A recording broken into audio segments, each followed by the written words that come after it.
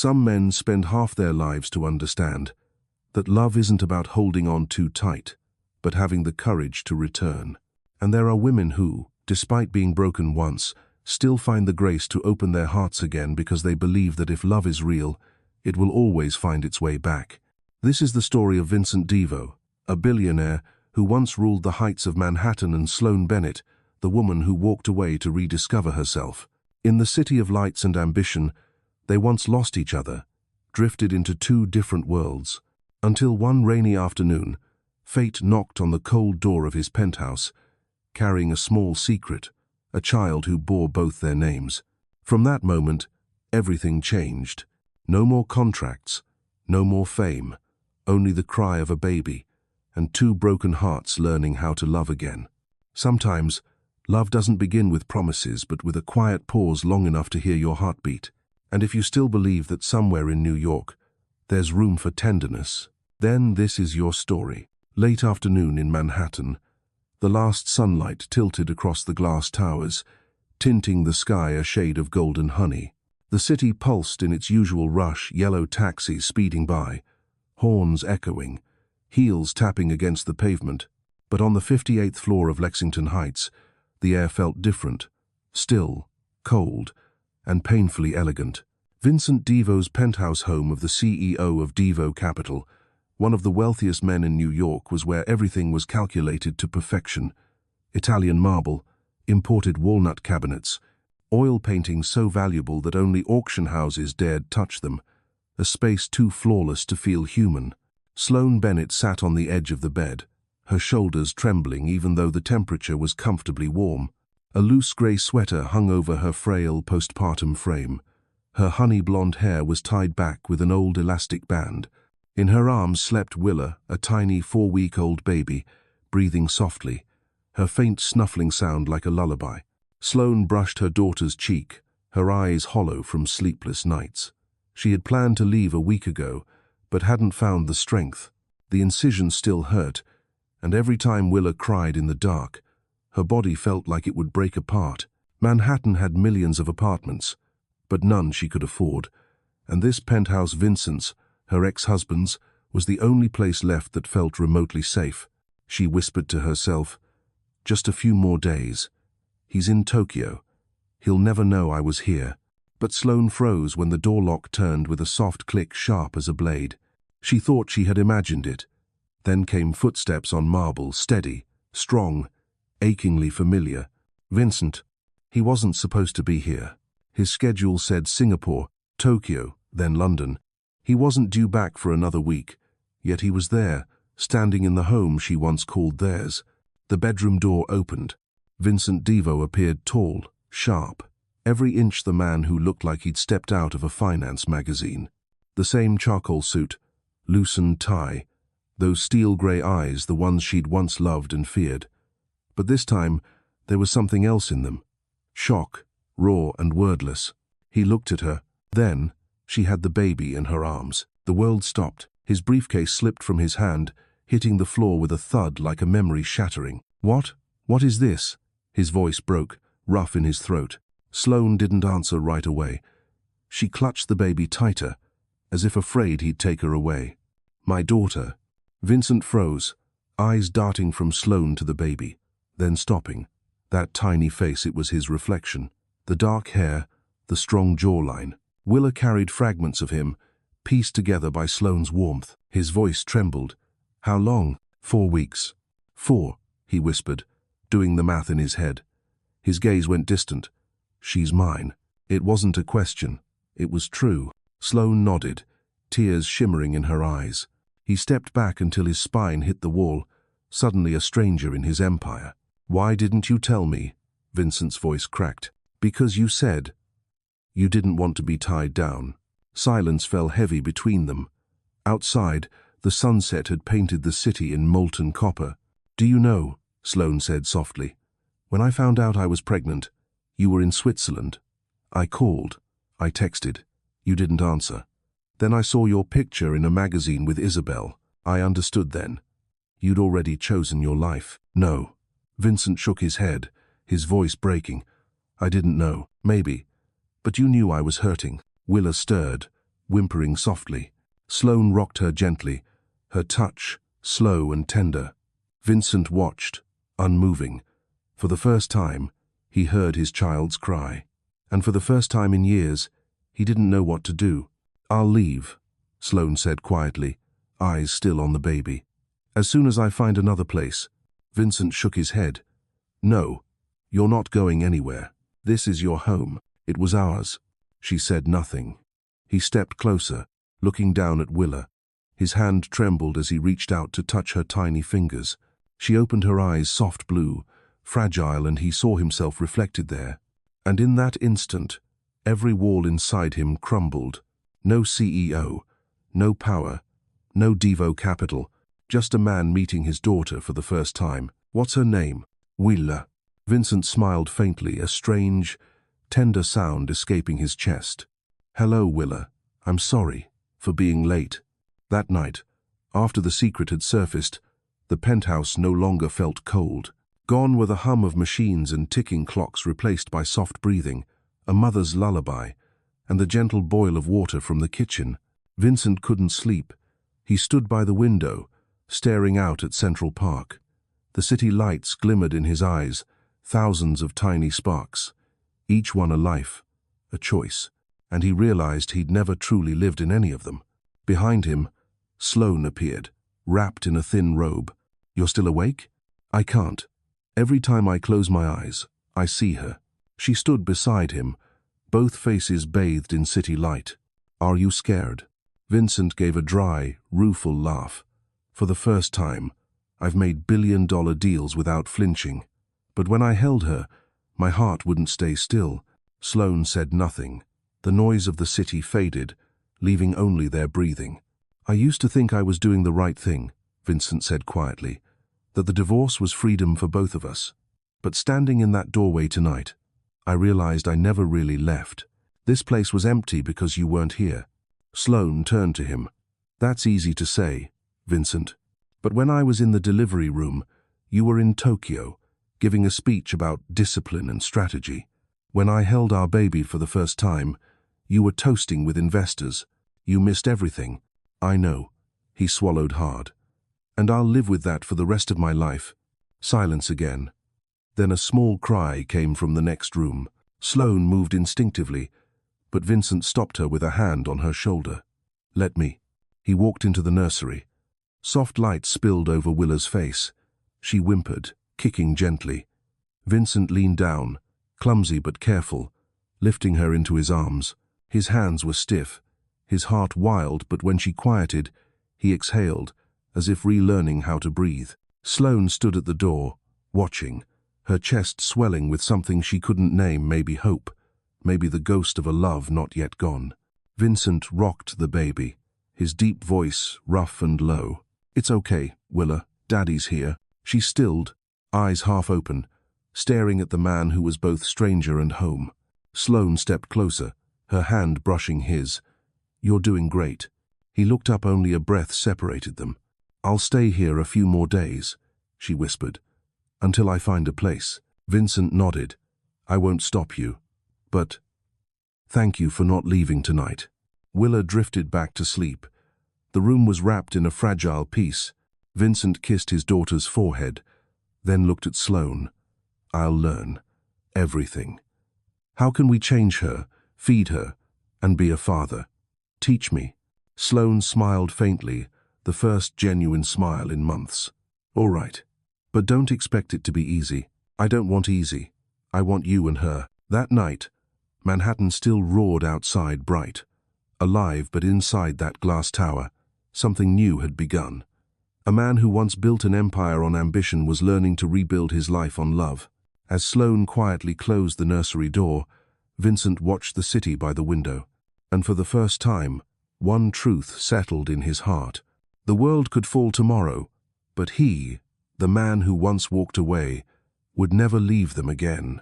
Manhattan at night was as bright as day. The lights from the skyscrapers painted an artificial sunset, a glow that refused to fade. But the only burning light came from the kitchen in Vincent Devo's penthouse. Sloan sat at the dining table, wrapped in a thin sweater, her hair tousled after a long day. Willa was asleep in the next room, her tiny breaths steady and soft. In front of Sloan sat a cup of cold chamomile tea. Untouched, Vincent's glass of whiskey was across from her. Two worlds, one built on habit, the other on emptiness, shared the same long table, large enough for 10 people, yet still felt oceans apart. Vincent sat quietly, turning the glass in his hands, the golden light catching his sharp cheekbones. "I don't know what to say," he murmured. "Everything I thought I did right was wrong." Sloan smiled faintly, weary. "You don't have to say anything.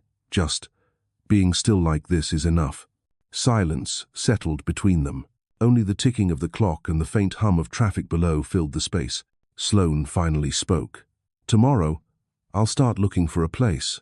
Maybe Brooklyn still has something decent left." Vincent looked up. "Don't. Stay here. Willa's too small.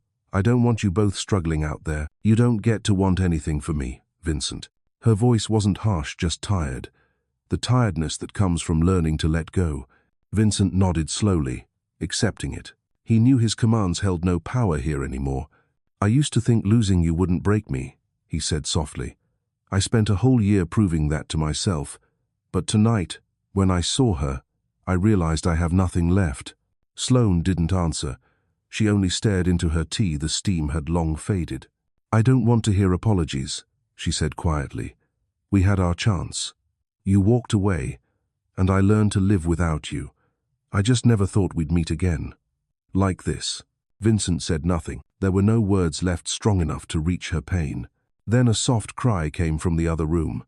Sloan rose immediately, and Vincent followed. Willa was fussing, her little hands waving in the air. Sloan bent over her, soothing her gently. Vincent stood back, unsure if he belonged. "Can I help?" he asked. "Make a bottle cabinet on the left." He fumbled, opening the wrong door, counting the scoops, testing the water temperature. Even this simple act felt impossible for a man who once led hundreds. Sloan watched him spill milk and mutter under his breath and couldn't help but laugh softly. "You're too tense. I've never made a bottle before. Then tonight's your first." He finally finished and handed her the bottle. She took it, then looked at him. "Do you want to hold her?" He hesitated. "Just keep your hand here," she said, guiding him. "Support her head, that's all." Vincent stiffened. His arms trembled slightly, but his heart slowed as Willa latched onto the bottle, eyes fluttering closed. Something small and fragile and powerful moved through him. "I used to hold her like this for hours," Sloan whispered. "Alone. Some nights I was so scared that every time she cried, I cried too."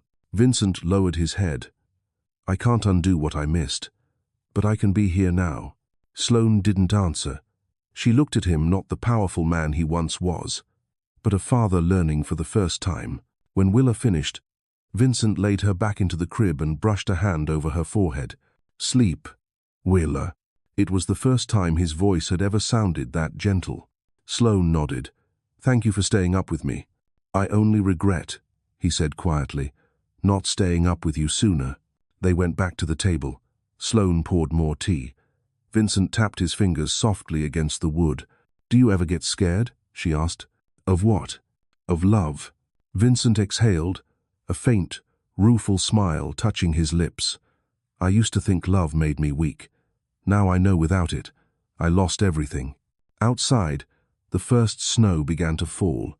Manhattan dimmed, glittering like a mirror of frozen light. Sloan looked out the window. "It's beautiful," she whispered. "Winter in New York always begins with a night like this." Vincent looked at her, voice low. "Maybe this year will be different." 3 a.m. The apartment glowed faintly blue beneath the snowy sky. Vincent lay on the couch, shirt unbuttoned at the collar, no blanket, listening to the wind howl and the soft sounds from Sloan's room, the faint lullaby, the rhythm of a baby's breathing. Somehow, those sounds brought him peace. He had never known calm could come from such small things, not from signed contracts or champagne toasts, but from the quiet breath of two lives sleeping just beyond the wall. He sat up, walked to the kitchen, and turned on the light. Sloan stood there, wearing a thin robe and holding a warm bottle. She startled, then smiled faintly. "Still awake?" "Couldn't sleep." "You too." "Willa's hungry." "I'm making her milk."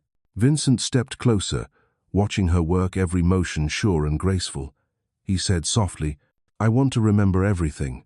The way you stir, the way you count the drops, even how you breathe. Why? So next time, I can do it myself." She smiled faintly, saying nothing, but something in her eyes shifted. The old guard slightly softened. Willa began to cry again. Vincent moved before Sloan could, gently lifting the baby, instinct, pure and new. The baby quieted almost instantly. Sloan watched and whispered, "She knows you now." Really? Babies recognize the people they trust. The words hit him deep. Vincent looked up at her, the faint light framing her face, a fragile calm. He realized he'd been missing for far too long. "I don't know if I can ever make things right," he said quietly, "but I want to try." Sloan didn't look at him. "Don't promise. Just do." Willa drifted back to sleep in Sloan's arms. She turned, whispering, "I'll stay a few more days, so she gets used to you. After that, I'll find a place." Vincent nodded. "I understand. Don't hope for anything." "I'm not hoping. I'm just grateful." She smiled, just barely, then turned away. When the door closed, Vincent sat on the floor, leaning against the wall. The snowlight fell across his face. Something new stirred inside him, not quite love yet, but the quiet belief that he could still become someone better if he stayed close to them. Outside, the snow thickened, blanketing the rooftops of Manhattan. By morning, the city would wake radiant and new. But for Vincent, this night was the true beginning. He looked toward the half-open door, where Sloan and Willa slept, and whispered, almost too softly to hear, "I'm here now. I'm not leaving again." The first morning after that long night, sunlight slanted through the glass walls, spilling into a space that had always felt frozen. The marble kitchen, once used only for espresso, now smelled of warm milk, baby powder, and slightly burnt toast. Vincent stood by the stove in a grey t-shirt, his hair a little messy, a pan of eggs in hand. Sloan walked in, holding Willa, her hair tousled from a short sleep. She froze for a second, wondering if she was still dreaming. Vincent Devo, the man who once ran an entire financial empire, was trying to make scrambled eggs. He looked up, sheepish. "I thought it'd be easier, but these eggs, they hate me." Sloan laughed, really laughed, for the first time since coming back. "At least you tried. I even read instructions online. No one said eggs stick this fast. You can't manage eggs like you manage stocks, Vincent." They both laughed. The sound filled the kitchen like a hint of spring brushing against winter. Vincent turned off the stove and sat down at the table. Willa lay in her bassinet beside them, the sunlight touching her pink cheeks. She stirred, then smiled a tiny, fleeting smile, her first. Vincent froze. He leaned closer, whispering. She smiled. "Sloan," she smiled. Sloan tilted her head, her eyes soft. "I saw." "She smiled at your voice." Vincent blinked. "Really? She recognizes you. You've been talking to her non-stop since last night." He grinned, leaning over the bassinet. "Good morning, Willa. I promise I'll cook better next time." Willa smiled again, as if in reply. Sloan sat across from him, picking up her coffee. "I made that," Vincent said, half proud. "Not bad, huh?" She took a sip, winced. "Too bitter," he chuckled. "Bitter like me?" Sloan shot him a look. "You're joking now. I don't remember the last time you laughed." "Maybe. Back when we were here. Together." The air went still for a heartbeat. Sunlight fell across their faces, two people who once had everything, now sitting over a simple breakfast, relearning how just to be. After a moment, Sloan spoke softly. "Did you ever think about what you'd do if you had to choose between work and family?" Vincent exhaled. "I used to think I didn't have to choose. I could have both. No one can have everything, Vincent. I know that now. But I want to learn how to keep what matters." Willa whimpered. Vincent stood. "Let me." Sloan hesitated, then nodded. He lifted the baby gently, rocking her, whispering, "Daddy's here, Willa. Everything's okay." The baby quieted instantly. Sloan watched, eyes glistening. "You've changed." Vincent smiled softly. "Or maybe I've just started living right." Breakfast ended in peace. Sloan cleared the table while Vincent played with Willa. He lay on the floor, making silly faces, imitating Donald Duck until Sloan turned away, hiding her laughter. She watched him, this man who'd once been so cold that no one dared approach, lying flat on the carpet, grinning to hear his daughter giggle. At that moment, Sloan realized that maybe change was really happening. That afternoon, rain fell quietly over New York. Droplets slid down the window panes, catching the dim blue light. Sloan sat by the window, laptop open, sketching a design for a client. Willa slept. Vincent was in the kitchen, washing dishes in silence. The sound of water and tapping keys mingled, turning the apartment into something that finally felt alive. "Are you actually washing dishes?" Sloan called out, half teasing. "I don't want you doing everything. I thought you couldn't stand soap on your hands." "I used to. Now, it feels nice." Sloan laughed. "Maybe you should have quit the company sooner." Vincent turned, eyes soft. "I've been thinking about that, actually." She paused. "What do you mean?" "I want to take time off. A few weeks at least. Stay here with her." "And the company?" "The company used to be everything. But yesterday, holding her, I realized none of it matters without this." Sloan looked at him, saying nothing. In the grey light, his face seemed real like never before, not the CEO, not the billionaire, just a man learning how to love again. "You once said happiness is the result of success," Sloan murmured. "What do you think now?" "I think success is being happy." That answer made her smile faintly. "I don't know if I can believe you." "You don't have to. Not yet. I'll show you." She stayed quiet. Outside, the rain began to ease. Vincent walked over, handing her a steaming cup of tea. "I didn't know which kind you liked, so I guessed from memory. Honey chamomile." Sloan blinked, surprised. "You remembered? Maybe my memory's only good when it comes to you." Their eyes met. For a moment, the city outside seemed to hold its breath. Sloan turned away, her voice low. "Don't make me weak, Vincent." He smiled gently. "I'm not trying to. I'm just here." Willa stirred, waving her tiny hands. Vincent picked her up and carried her to the balcony. The rain had stopped, leaving a thin mist across the skyline. Below, the city still roared, but up here, 3 small lives were creating a quiet peace of their own. Sloan stepped out beside him. "I don't remember the last time Manhattan felt this calm. Maybe because you used to see it alone." She looked at him and smiled softly. "Maybe." A drop of rain slid from the railing onto Vincent's hand. He reached for hers, squeezing gently. "Give me a chance, Sloan." She didn't answer. "Not to start over," he said, "but to do it right." Sloan looked down at Willa. "This chance isn't just yours, you know." "I know." The rain cleared, sunlight breaking through pale clouds. Willa laughed, bright and pure, and for the first time since their divorce, Sloan felt something fragile but real. One morning, one meal, one touch, one baby's laugh. It was enough to make the coldest kitchen in Manhattan finally feel warm. Manhattan was colder than usual that day. The sky was pale gray, the clouds hung low, and the wind from the Hudson carried the damp scent of coming rain. Sloan was busy with a new sketch. Willa slept soundly in her crib, and Vincent was making coffee, the kind he used to drink at 3 in the morning while working.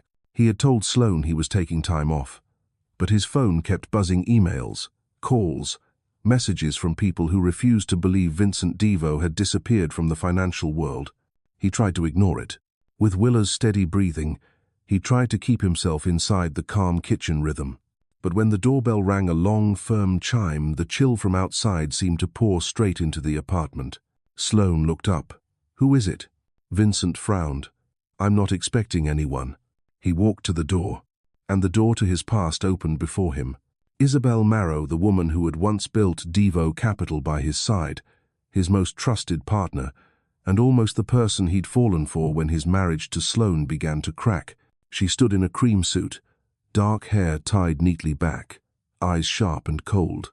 "Vincent," she said, her voice carrying a faint French lilt. "We need to talk." Vincent froze for a moment. Behind him, Sloan appeared, holding Willa. No introduction was needed. In their glance, the 2 women understood everything without a single word. "I'm sorry," Vincent said quietly. "This isn't a good time." Isabel's lips curved. Not a good time. When our stock dropped 3% in 2 days, when investors call non-stop, and you've vanished? Sloan said nothing. The way Isabel said it, we told her everything. This wasn't just about business. It was about an unfinished claim on the man she'd once loved. I have nothing more to say about the company, Vincent replied. I'm taking a break. Isabel gave a sharp, humorless laugh. A break? You think you can take a break from $1 billion empire? Or maybe. Her eyes flicked towards Sloan. You found something more entertaining. Sloan gently set Willa down in her crib and stepped forward. Her voice was calm, but each word cut like glass. Miss Morrow, this is our home. If you have business to discuss, make an appointment at the office. Isabel's smile tightened. Our home? I thought the two of you were divorced. The air turned heavy. Vincent's voice came low, deliberate, each word firm. We were. But they're my family. Sloan paused, caught off guard by the certainty in his tone. Isabel froze for a heartbeat, then pressed her lips together. Family won't save your company from collapsing, Vincent. Then let it collapse, he said evenly. I don't need an empire built on loneliness. Silence. Isabel studied him for a long time, as if searching for the man she once knew, the man who never hesitated, who always chose power over feeling. But all she saw now was someone different, sleeves rolled up, a faint milk stain on his collar, and eyes that no longer burned, but softened. I barely recognize you, Isabel murmured. I don't want you to, Vincent replied. Sloan stayed quiet, holding Willa close. When Isabel finally turned and left, Sloan waited until the door clicked shut before speaking. She was? Once. Before I met you, and after we were married? He hesitated. Just a second, but it was enough. Sloan nodded slightly. No accusation, only truth. The past doesn't matter, she said. What matters is where you stand now. I stand with you, and her. Then hold that line, Vincent. Because women like Isabel, they don't walk away easily. Outside, rain began to fall. Heavy drops hit the windows, mingling with the quiet heartbeat of two people learning to trust again. That evening, Willa cried more than usual. Maybe she felt the tension in the air. Sloan tried to soothe her, rocking gently, while Vincent paced the living room like a lion trapped in its cage. He couldn't stop hearing Isabel's voice. Your family can't save the company from collapse. A part of him wanted to react, call the board, fix things, return to being the old Vincent. But then he heard Willa's soft sobs from the bedroom. He walked in. Sloan sat slumped in the chair, exhausted, hair damp with sweat, still rocking the baby. Vincent knelt beside her, resting a hand on her knee. Let me. You know what you're doing, she asked, half smiling, half doubting, but handed him the baby anyway. He took Willa, awkward but tender. She quieted almost instantly, only her small breaths filling the room. Sloan watched, whispering, She's calm in your arms. Maybe she feels the peace inside you. Vincent shook his head. Peace? I'm a mess inside. But maybe she hears my heartbeat. The words made Sloan's throat tighten. Vincent. He looked up, meeting her eyes. I know you're afraid Isabel will pull me back into that world. But I don't want to go back. The company, I can lose it. But you and her, I won't lose again. Sloan studied him.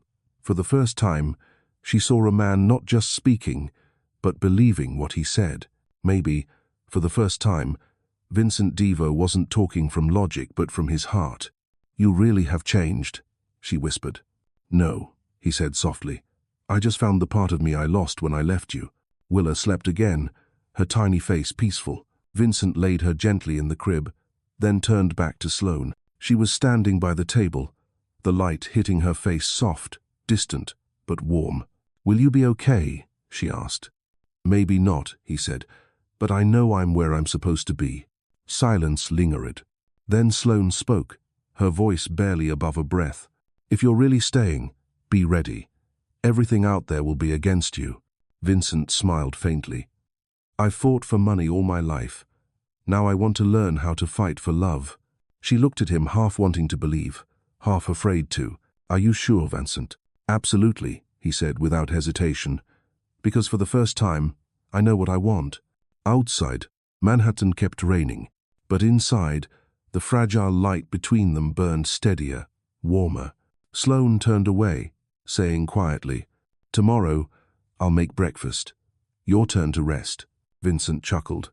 "Only if you let me do the dishes. You'll regret that. Not if it makes you smile." She laughed soft, real, and Vincent closed his eyes briefly, as if memorizing the sound straight into his heart. The rain still fell, the city glowed, but the warmth had finally returned in that high-rise above Manhattan. Not from the fireplace, not from whiskey, but from two people learning how to love again amid the ruins of who they used to be. That morning, New York woke to a headline that burned across every screen. Devo Capital, Manhattan's largest investment firm, faces allegations of financial fraud. CEO Vincent Devo is missing and suspected of pulling out of the market. The black letters glowed against the kitchen TV. Sloan was pouring coffee. Vincent stood behind her, staring at his name sliding across the ticker. His hand trembled. The mug clinked against the marble counter. Sloan turned, her voice low. "You knew this was coming?" Vincent nodded, eyes still fixed on the screen on Isabel stepping out of a glass building, speaking to the press. She stood in the storm, calm, smiling. That smile, he knew it too well. It was the smile of someone who just played their final card. "You think she did this?" "Her," he said quietly. "Isabel. She kept old documents. She could have used them to push me out." Sloan said nothing. She returned to the counter, her hands shaking slightly as she poured coffee. On the TV, Vincent's photo flashed his composed, calculating expression from an old interview.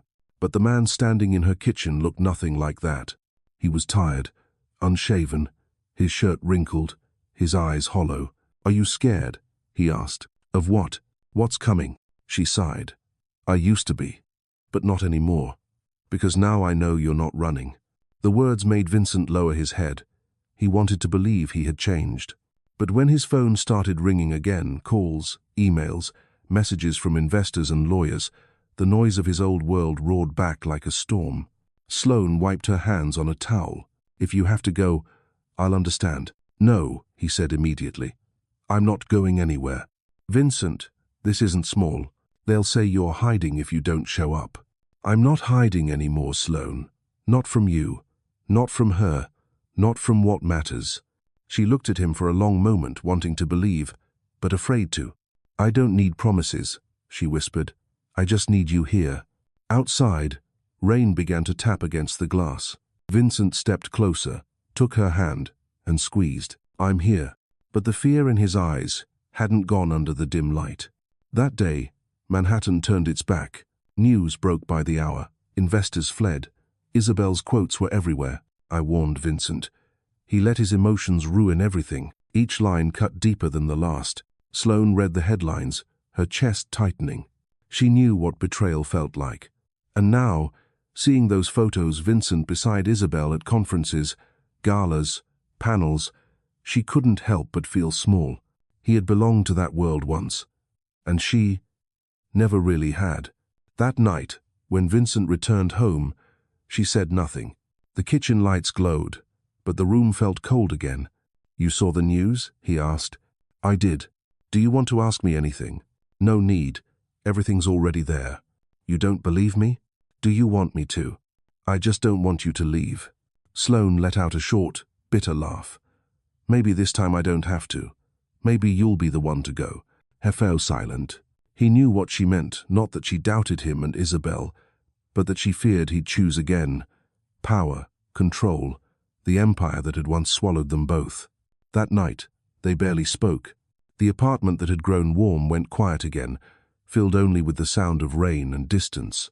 Love, it seemed, had flickered and the wind was back. 2 days passed. Vincent didn't leave the apartment. The phone kept ringing. The headlines grew louder, but he answered no one. He spent his mornings with Willa changing diapers, mixing formula, rocking her to sleep. Sloan watched him, heart heavy. He looked like a man trying desperately to hold on to something fragile, something slipping through his fingers. That afternoon, Rebecca, his old lawyer, called. "Vincent, Isabel's released the files. The SEC is investigating. If you don't show up, They'll assume you're evading responsibility. He spoke softly. If they need me, I'll go. Just not today. You can't wait, Vincent. You'll lose everything. He looked at Willa on the playmat, tiny fingers reaching for light. Rebecca, he said quietly, I've lost everything once. I don't need it back. He hung up, sat on the floor in silence. Sloan walked over and sat beside him. I heard. He nodded. I'm fine. No one's fine losing everything, Vincent. He turned to her. I'm only losing money. I still have you and her. Can you really keep us when everything else collapses? I'll stay. She shook her head gently. You've never been the man who could sit still. I'm afraid you'll break. Maybe. But I'm learning. For you. Willa giggled a bright, tiny sound. Sloan looked at her daughter, then back at him. I want to believe you, Vincent. I really do.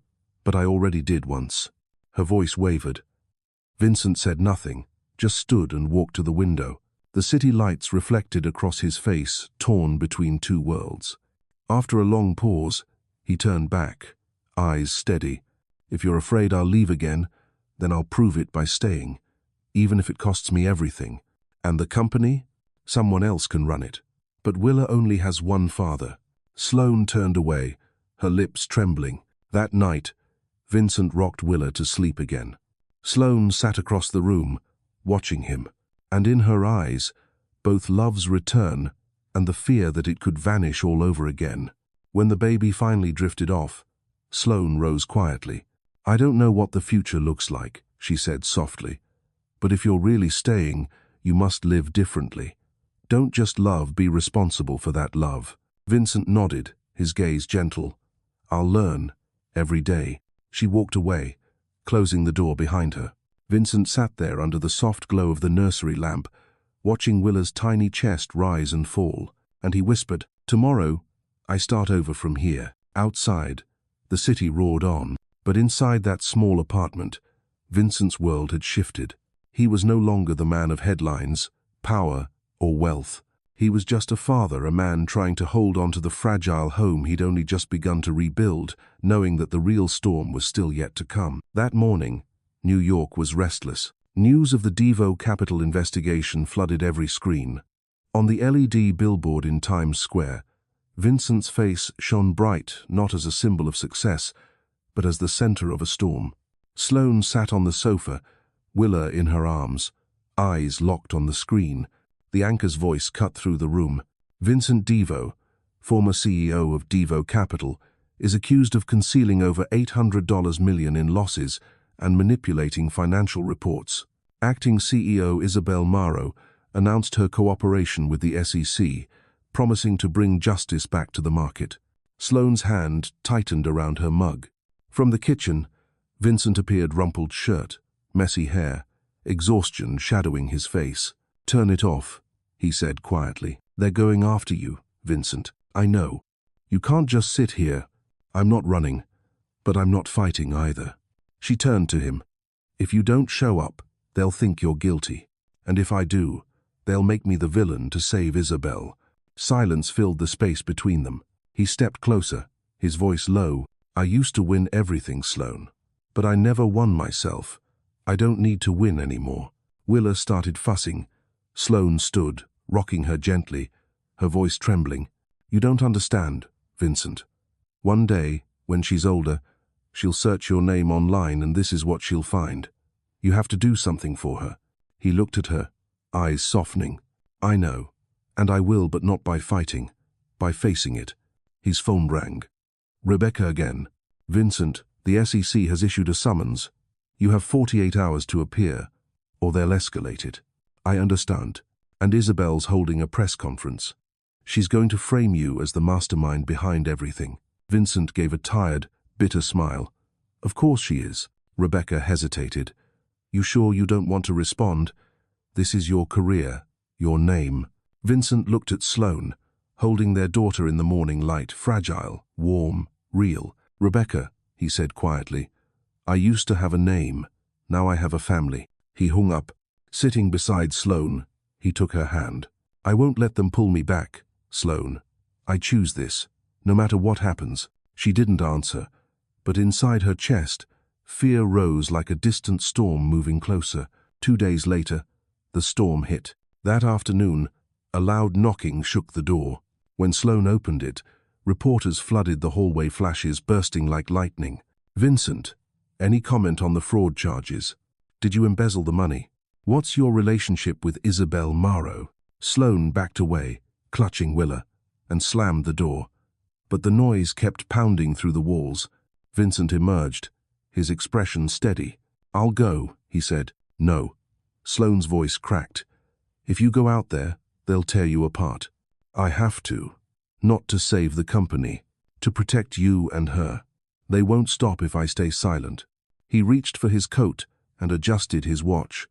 Sloan grabbed his hand, tears welling. "Vincent, don't let the past take you. You just found yourself again. That's exactly why I have to go. If I don't face this, I'm still the man I used to be." He leaned down and kissed Willa's forehead. She giggled, oblivious. Vincent looked at Sloan. His voice was calm, low. "I'll be back before she falls asleep. I promise." She nodded, but tears slipped down her cheeks. The door closed. Outside, the cameras flashed like gunfire. The press conference was held at the Plaza Hotel. Isabel stood on stage, immaculate, every word calculated. She spoke of mismanagement, of a once great company undone by personal weakness. At the back of the room, the doors opened. Vincent stepped in. The flashes burst like lightning again. He wasn't in a suit, just a white shirt, sleeves rolled up, no tie, no armor, just a man. Reporters shouted, "Vincent, do you deny the accusations?" He walked to the stage, stopping beside Isabel. His voice was deep, steady. "Isabel is right. I made mistakes. But not out of greed, out of pride. I lost myself when I thought success mattered more than people." The room went still. Isabel's face stiffened. Vincent continued, "Devo Capital may fall, but I won't blame anyone. Because if there's someone responsible, it's me." He bowed his head once, then stepped down. As he walked past the cameras, 100 voices shouted his name, but he didn't look back. That evening, Sloan sat by the window, Willa asleep in her arms. The apartment was silent. The door opened. Vincent walked in. He said nothing, just sat down on the floor, his back against the wall, exhaling as though shedding a lifetime's weight. Sloan knelt beside him. "It's done?" "Yes." "What did they say?" "The whole world can hate me," he said softly, "but I feel lighter than ever." She touched his face, gently. "Do you regret it?" "No, because for once, I did the right thing." Willa stirred, blinking sleepily. Vincent smiled at her. "She doesn't understand yet, but when she's older, I want her to see this day and know her father didn't run." Sloan whispered, "I was afraid you wouldn't come back." Vincent's eyes shimmered. "I promised. I'll always come back." She wrapped her arms around him. Outside, the rain fell softly against the glass, blending with the golden hum of the city. Manhattan was still loud, still alive. But inside that small apartment, two people held each other as if that alone could keep the world from breaking. Sloan whispered near his ear, "I believe you now, Vincent." And he answered, like a vow, "You'll never have to believe alone again." The storm still raged outside, but within those four walls, they had found the only shelter that mattered: each other. 3 weeks after the press conference, a headline scrolled across every screen in New York. Devo Capital officially declares bankruptcy. Acting CEO Isabel Morrow, under investigation for fraud and document tampering. Vincent turned off the TV. He didn't smile or frown, just sat still, quiet, like someone watching the ruins of a house he once built, too tired to mourn. Sloan stepped out of the bedroom with Willa in her arms. "More news?" He nodded. "They've started investigating Isabel. It's over." She paused. "Are you involved?" "No. I've been cleared." Rebecca called this morning. Sloan placed Willa gently in her crib, then looked at him. "How do you feel?" Vincent stared off for a moment before answering. "Relieved. Empty. I used to believe that if the company fell, I'd fall with it. But I'm still here with you. With her. Maybe I've just been living wrong for too long." Sloan reached for his hand. "Then live differently. You came back, that's what matters. Vincent smiled faintly, a sad but honest smile. I lost an empire, but for the first time, I feel free. Outside, Manhattan still roared, but the city finally felt softer to him, no longer a battlefield, just a backdrop for a new kind of life beginning quietly in its shadow. In the days that followed, Vincent began packing up the penthouse, the place that had once symbolized success, its high ceilings, glass walls, sweeping view of the city now echoed with emptiness. I remember the first time you brought me here, Sloan said softly. I thought it was a dream, and I thought it proved I'd won, Vincent said. She smiled faintly. And now I just see how lonely it was. This was never a home, Sloan. Home is wherever you and Willa are. Sloan bent to pick up an old photograph from their wedding day. Vincent in a dark suit, she in white, eyes full of light and belief. She chuckled. I never imagined we'd come this far. Maybe because I didn't know how long and hard the road would be. Vincent's voice softened. If I could choose again, I'd still walk that road with you. Me too, she whispered. They packed in silence. No more art, no more luxury, just a few clothes, a few books, one framed photo. Before leaving, Vincent looked around the empty apartment. I used to think I owned this place, he said quietly. But it owned me. Sloan squeezed his hand. Come on, Vincent. We've got somewhere new to be. Their new home was smaller, 2 bedrooms in a quiet corner of Brooklyn. No skyline view, no marble, no champagne fridge. But there was the sound of children laughing in the courtyard and the smell of fresh bread from the bakery downstairs. Vincent liked it. So did Sloan. In the mornings, he made coffee while Sloan fed Willa. Sunlight slipped through the curtains, casting soft golden lines across the floor. See, Vincent said, smiling. We lost everything, but somehow we have it all. Sloan looked at their daughter, who was smearing cereal across her cheeks, and smiled. Yes, everything worth keeping. Vincent opened his old laptop. No urgent emails, no deadlines, just a few messages from old friends and one short note from his brother, Cameron. You did the right thing. Come home soon. I've got something to discuss, maybe a new beginning. Vincent read it twice, then smiled to himself. A new beginning this time, not built on ambition, but on truth. That afternoon, Sloan found Vincent standing on the balcony, golden light pooling on his shoulders. What are you thinking? She asked. He turned, half smiling. I'm thinking, if someone had told me 5 years ago that I'd be happy in a tiny apartment, with no assistant, no sports car, just a baby covered in oatmeal, and the woman who once left me, I'd have laughed. And now? Now I think they'd have been a genius. Sloan laughed and leaned her head on his shoulder. You know, she said, I used to think happiness had to be big. A nice house, a fancy car, a successful husband. But it turns out, it's just this sitting here, hearing our daughter laugh, and knowing I don't have to wait for anyone anymore. Vincent said nothing. He only tightened his hand around hers. The sunset spread orange across the walls. Willa babbled softly in her crib, and Manhattan in the distance looked like an old dream, fading, gentle, gone. That night, after Sloan fell asleep, Vincent sat at the table, writing in a small notebook, the kind he used now instead of spreadsheets. Day 100 after leaving Devo Capital. It took 15 years to build an empire, 15 minutes to lose it. But it took losing one woman for 6 months to learn that everything else means nothing without her. He closed the book and exhaled, long and quiet. For the first time in years, he slept without pills, no dreams of falling stocks or deadlines, only the sound of his daughter's laughter echoing through morning light. When Sloan woke the next day, she found Vincent in the kitchen, holding Willa on one arm, humming off-key while making coffee. Sleep well? He asked. Yes, you? For the first time in years, I slept all night. She smiled. The old empire's gone, Vincent. Let's build a new one. He laughed softly. What kind of empire? A small one, she said. 3 people, 1 kitchen, and a lot of laughter. Vincent leaned in and kissed her forehead. The first rule of our new empire, he said, is that love can never be treated like a luxury again. Sloan smiled, eyes glistening. Then the deal sealed. Outside, the morning sun rose over Brooklyn, pouring light through their window, onto a man who had lost everything, only to learn the most priceless truth of all. Not everyone gets the gift of breaking and being reborn just in time. 3 months after Devo Capital officially vanished from New York's financial map, in a small apartment in Brooklyn, Sloan stood by the window, listening to children's laughter echoing from the courtyard below. Willa had just turned 7 months. She could sit alone now, babbling her first sounds, mama, dada, always mixed up, as if fate was teasing them. Vincent was in the kitchen, wearing an apron. Sloan had bought at the market, hair messy, hands covered in flour.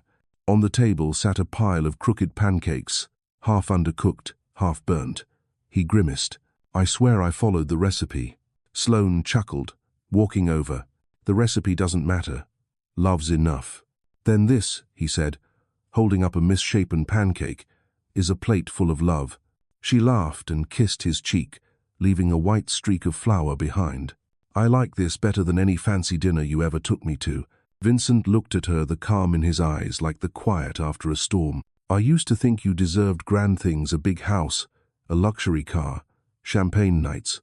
But it turns out, all you needed was someone who stayed. Sloan smiled softly. And I have that now. From the high chair, Willa shrieked and banged her spoon, demanding food. Vincent turned with mock seriousness. Your Majesty, breakfast is served. The baby burst out laughing, drool flying everywhere.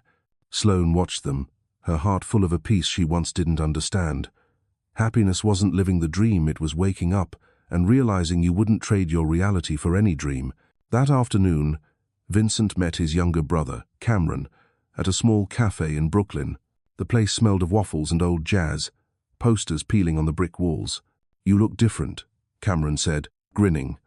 Not the old ice-cold Vincent I knew. Vincent sat down, smiling. I took off the armor. Now I'm just a dad who makes bottles, changes diapers, and occasionally burns pancakes. Sounds like you're finally living. For the first time, yeah. Cameron nodded, then opened his briefcase, pulling out a few papers. You helped me years ago when I started my small finance firm. Now I want you to come on board as my partner. Vincent raised an eyebrow. Me? You sure? I'm the guy who just went bankrupt. Exactly. You know what value really means now. I don't need someone obsessed with numbers, someone who remembers people come first. Vincent fell silent, staring at the simple contract, just a few pages, no extravagant promises. He thought of Sloan, Willa, and the soft light through their little apartment window. I'll do it, he said, on one condition. What condition? No meetings after 6, no weekends. And the most important things in life always come before work. Cameron laughed and extended his hand. Deal. 2 brothers shook hands. A new beginning, petite, quiet, real. A month later, Vincent officially returned to work. But work meant something different now. He helped small businesses find stability and mentored young entrepreneurs. No longer a CEO, just a counselor, a listener, a guide. He liked it. He called it being human first, businessman second. Sloan taught online classes in the evenings, while Vincent put Willa to bed. She babbled a new word one night. Da. Home. Vincent laughed, heart melting. Yes, sweetheart. Daddy's home. He laid her gently in the crib, kissed her forehead, then sat at his desk and opened the notebook he wrote in every night. Day 140. The old company is gone for good. There's no more Vincent Devo of Manhattan. Only Vincent, the husband, the father, the man learning to live honestly. He closed the notebook and turned off the light. Sloan stepped out in a soft sweater, hair tied up, voice warm and quiet. I heard her laughing in her sleep. Maybe she's dreaming about you. Vincent wrapped his arms around her. I want her to grow up in a world where people choose love over fear. Sloan smiled. And you've already taught her that just by staying. Outside, the first snow of winter fell, the faint glow reflecting on their faces, 2 people who had walked through ruin, now standing in the cold, still warm.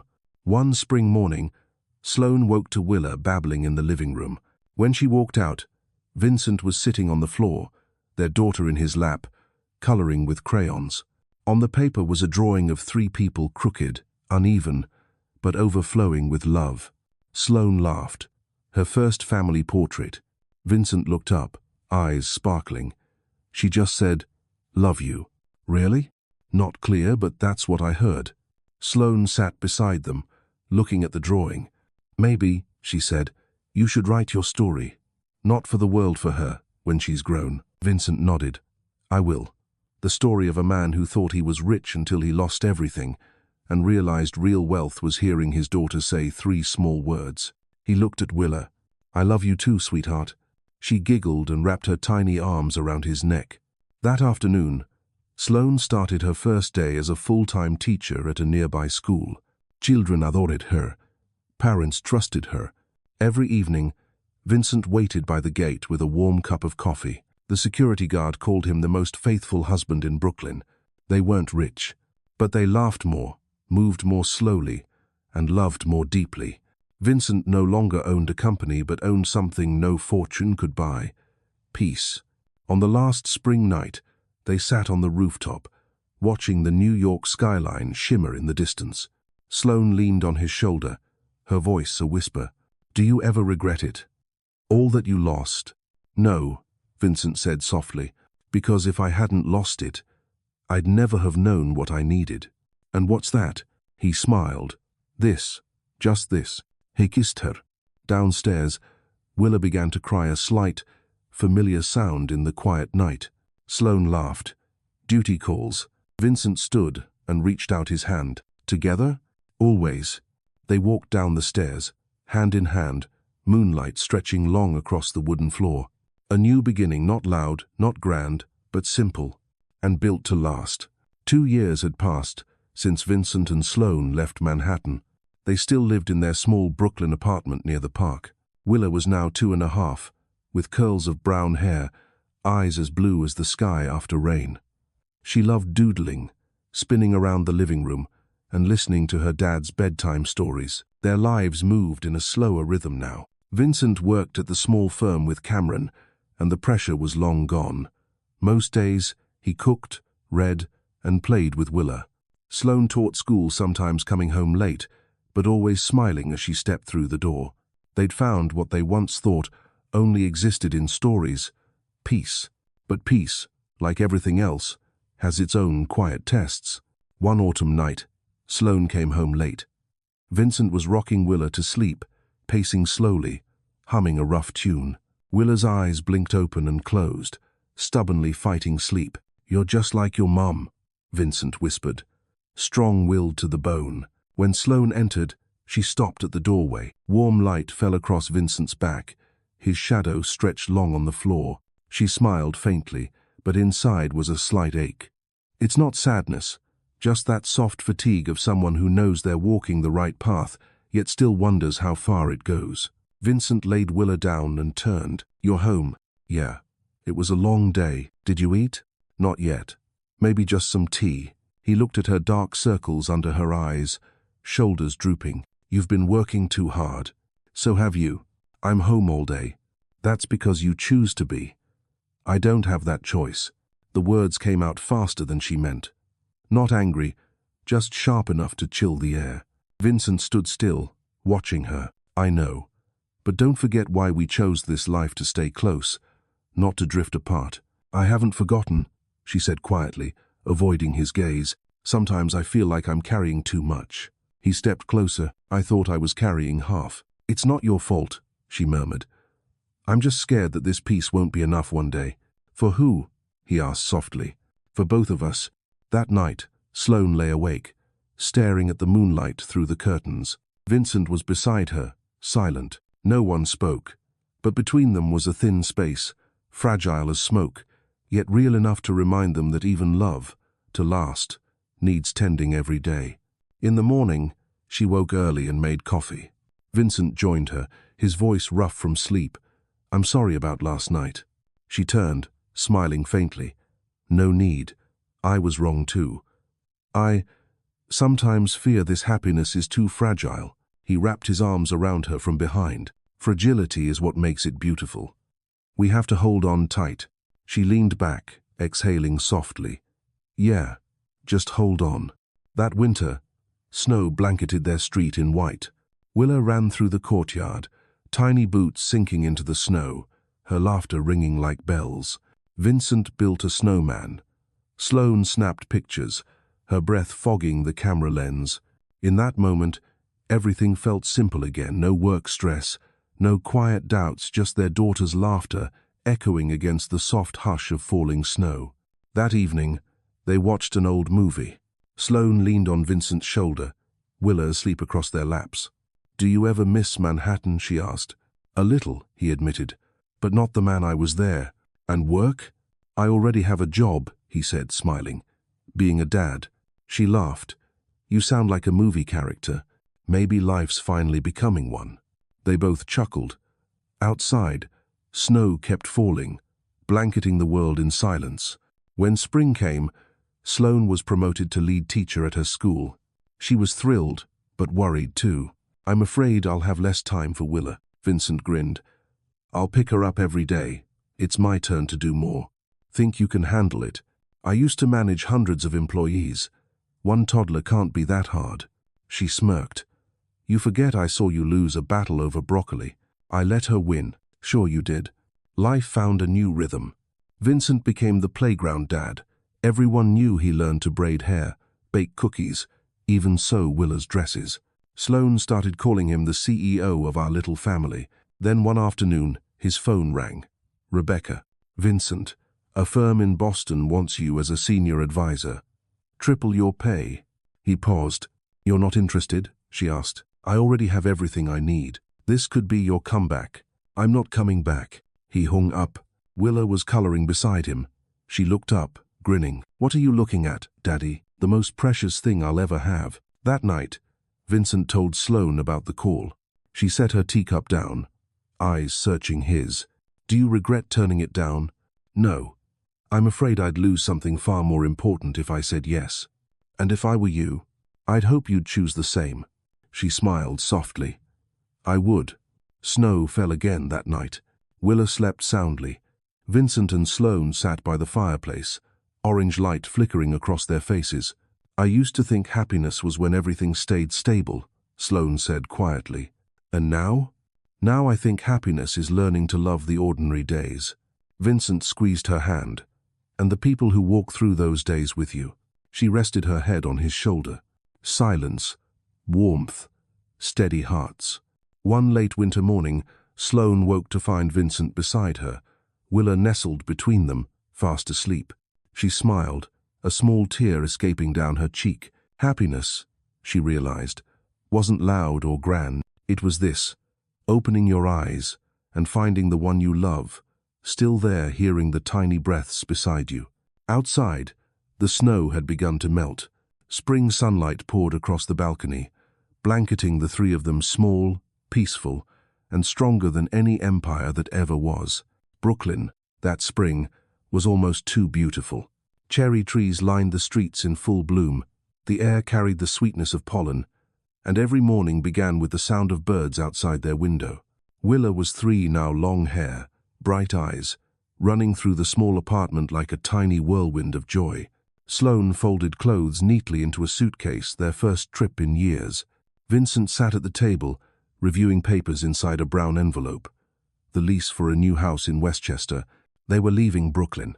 Not out of weariness, but because it was time to have a garden, space for Willa to grow, and a true new beginning after years of rebuilding.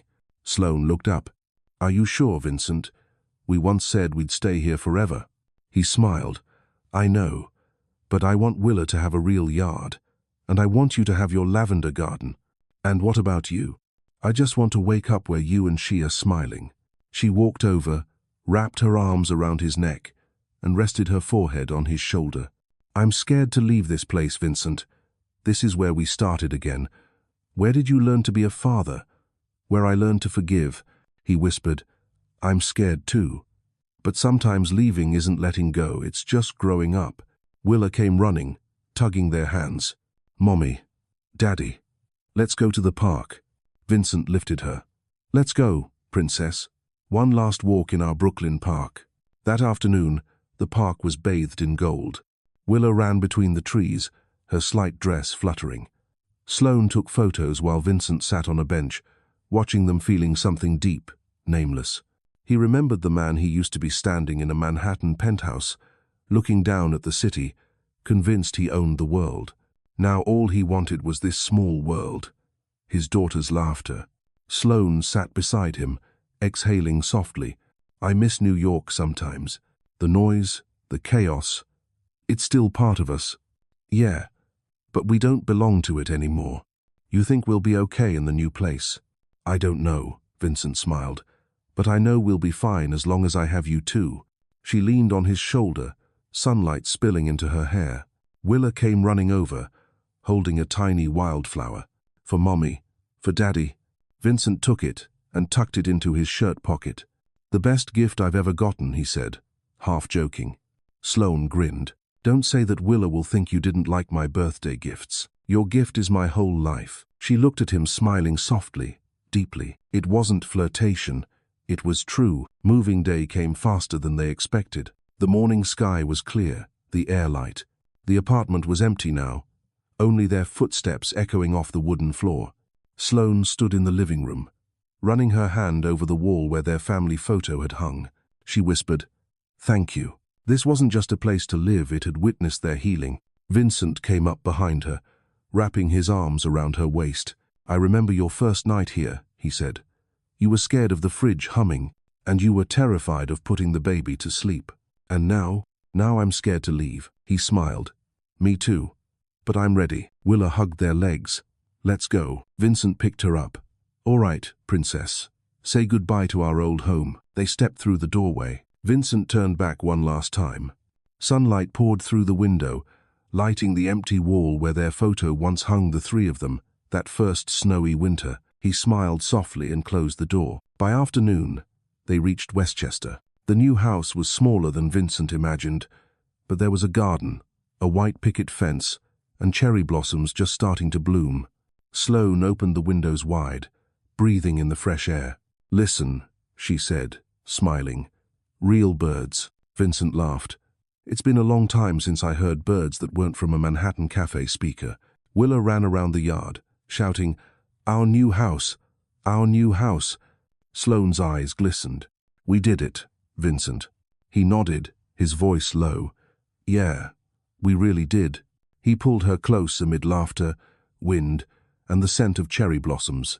That night, after Willa had fallen asleep, they sat on the porch beneath a sky full of stars.